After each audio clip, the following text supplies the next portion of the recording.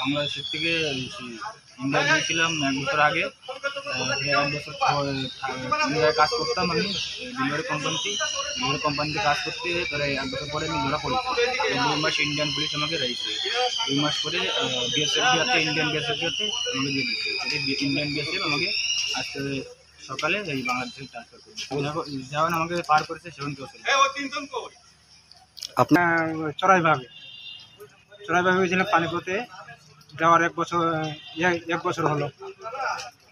1 বছর হলো আমাদেরকে ধরছে 15 তারিখে, রিটার্ন হয়েছে এখানে বাংলাদেশে 29 তারিখে।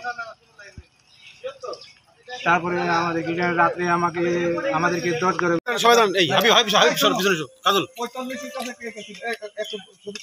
আচ্ছা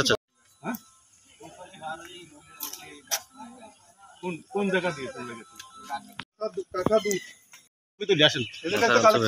হ্যালো ভাই, একটু ঘুরে দাঁড়ান দিকে দেখান তো। সাংবাদিক অফিস বিএসবি আরআইবি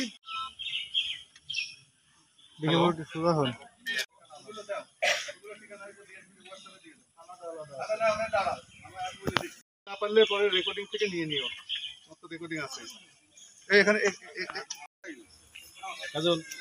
জেলা নড়াইল। ওয়ালাইকুম আসসালাম। সুমন ভাই কিটা আছে এখানে? তারেক আচ্ছা ঠিক আছে। সবার ঠিকানা আছে স্যার আমাদের। তো ঠিকানা তাহলে হবে, তুমি বিএসবি দাও।